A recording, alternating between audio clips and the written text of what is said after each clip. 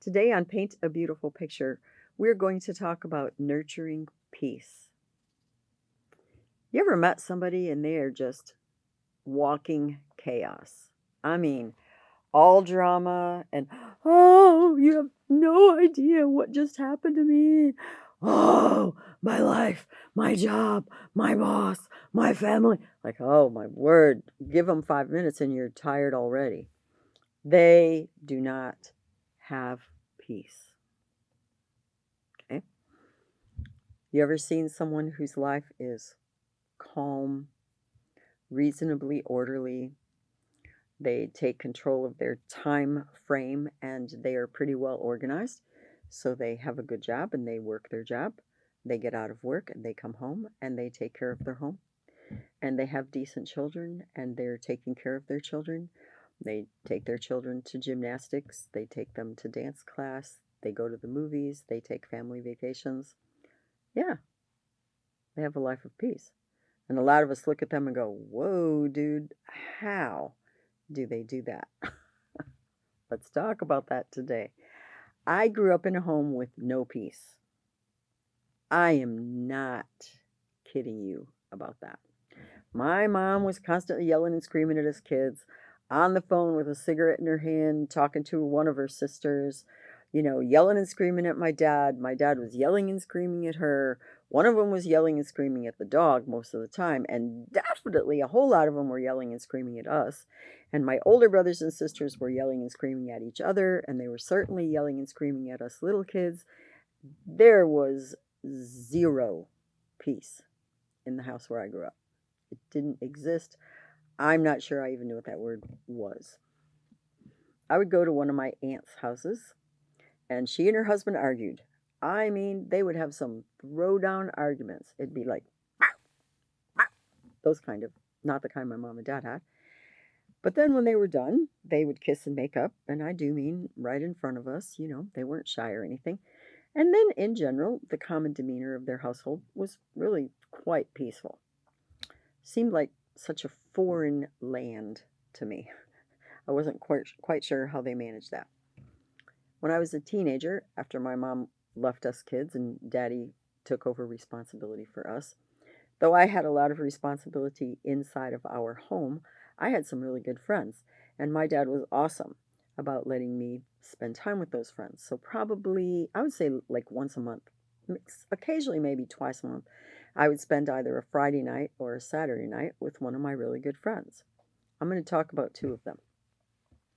One of my friends' name was Robin. She lived in a very, very upper level, middle income kind of a home. Her dad was a lawyer. We were pretty poor. Well, we were desperately poor.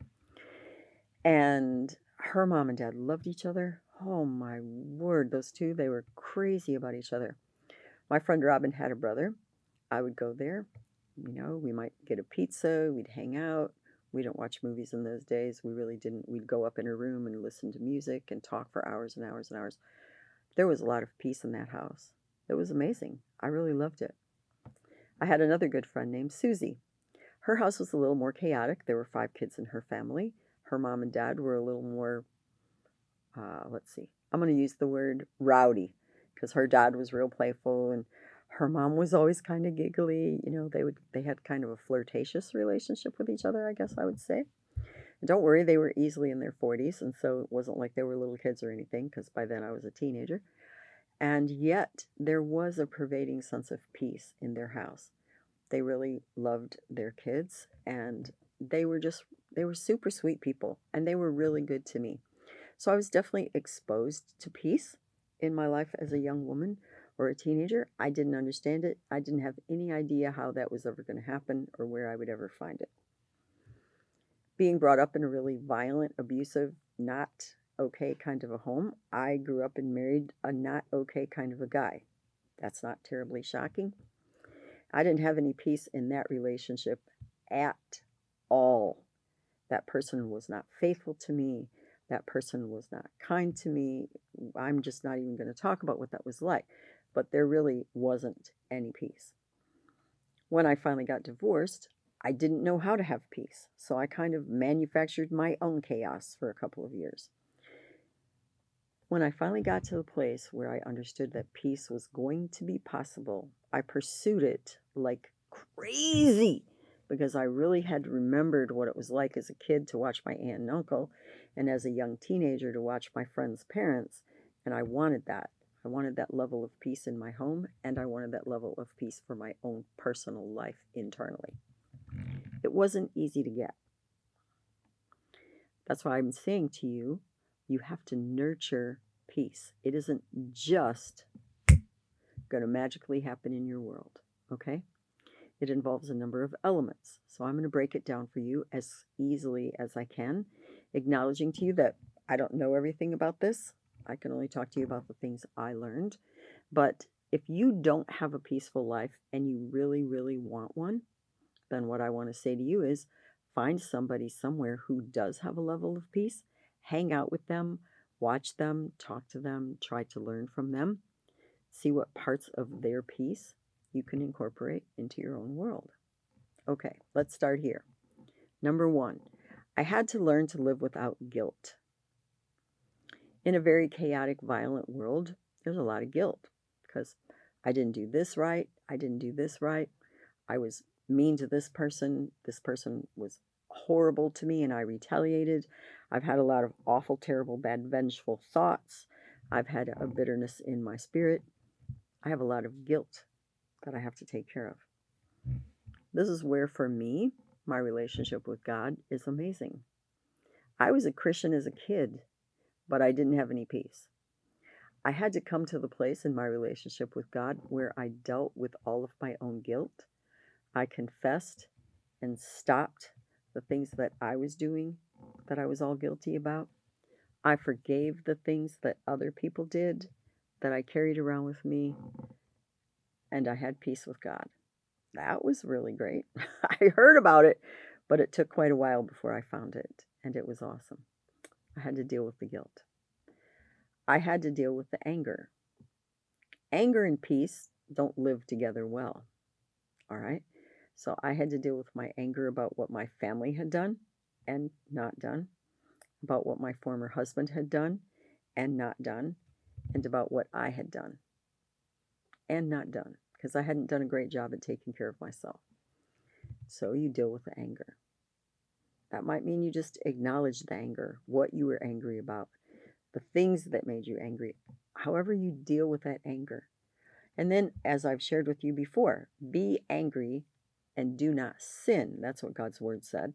But most of us are pretty lousy at that. We get angry and then we sin. So I had to learn how to really and truly feel my emotions and be angry about certain things, but not consequently sin. And I did learn. Probably took me a good 4 to 5 years. I still did learn. That was a big one for me. Deal with blame. There's a big difference between blame and responsibility. Blame is when I say, you blah, blah, blah, blah, blah, blah, blah, blah, blah, and there's all this emotional weight behind it, and I'm blaming you, and so that's the reason why I'm. Oh, no, no, no. That's not the truth. Responsibility is when you did these things, I felt these things, but then I got mad, threw things, went out and did self-destructive things, etc. That's taking responsibility. Blame and responsibility are pretty dissimilar things. Now, you can hand someone else responsibility and they can refuse to take it. No joke. You can say, you weren't a good parent. You didn't love me. You did not provide a safe environment for me. I recognize that you did the best you could, but it still wasn't good enough. Yeah, those are not blame statements. That's handing over responsibility. And your mom and dad might get really defensive and throw it back at you, especially if they really aren't good parents and they're still not. They're probably not going to take that real calmly or accept that from you with grace. And you don't have to take it back. You don't have to be ugly, but you don't have to take it back. When I learned the difference between responsibility and blame, that changed my world. And I could find internal peace, especially peace of mind. So I hope those couple of things will help you. There's more, but I'm going to leave you there because that's plenty to chew on. Let's talk about peace in your environment. Okay. If everything in your environment is chaotic, if you never have a schedule, if you never know what you're going to do, if you're just throwing stuff together, throwing together the next meal, the clothes are never washed and folded, they're just somewhere, and oh my word, my kid's got to have his red shirt tomorrow, and you're throwing something in the washer and the dryer at 12:30 at night, you don't have any peace. There's no way. And nor do other people in your household. When you have a more orderly, organized, scheduled world, you have more peace. And so do the people in your household. And so, though I was never taught any of this as a kid, as a young adult, I began learning the importance of orderliness, a schedule, being prepared ahead of time for things like meals and clean clothing that everybody needed to have and a reasonably clean house. Wow. And once I started getting things together so much more, there was a whole lot more peace in our house. The other thing is, as I've shared before, we didn't yell and scream at each other. If my son was down the hall and I needed him, I wasn't going, no, I got up and I went to get him. If my son was in his room and he needed something, he wasn't allowed to yell, I'm down the hall. He had to come and get me. That really contributed to peace in our household. When my kids were younger, they would argue quite a bit. By the time they were teenagers, they had learned how to get along and have a calm conversation and even a very strong difference without arguing. They could have a discussion instead. I certainly learned that. So I can really tell you, I lived in the same household with one of my sons as an adult for about 8 years. We never had one unpeaceable word between us. Never had an argument. I can really say that to you. I truly learned to live in an environment of peace by knowing how to have an intelligent discussion with another adult, even when we have a strong difference of opinion. It's very possible. And it's an awesome place to live. You can definitely nurture peace, peace of mind, peace of spirit, and a peaceful environment. I want to leave you with this. When you always have the TV on, and you always have the radio on, and you always have your phone in your hand, and you always are on the computer, and you always have an iPad, you do not have peace. At some point, probably a minimum of 2 to 3 hours a day, oh my lands, yes, I just said that. You need to put everything down and everything away. Part of that time you need to spend with your family, with those whom you love. And part of that time you need to spend alone. You have to have time for your thoughts to come together. Time to search your own heart. Time to find peace of mind. And you need to take it. And then you need to teach your child the value of that too. There is nothing I can describe to you that has radically altered my personal life like learning to nurture peace in my own world and in the worlds of my children. It is possible to nurture peace, and it is a great, great pleasure and joy to live a peaceful life. My question for you today is, do I have peace? Because I can guarantee you immediately your answer will come. Yes or no. And you definitely know which one it is. If you do not, I invite you to begin to nurture peace in your life and in the lives of your family. Thank you so very much for joining me today on Paint a Beautiful Picture. You may find additional information on our paintabeautifulpicture.com website. Additionally, you may watch me on Rumble, and you may also listen to a podcast on Buzzsprout or Spreaker, all under the name Paint a Beautiful Picture. If you like this video, please give me a thumbs up. You may subscribe, and if you are interested in receiving notifications, please hit the notifications button.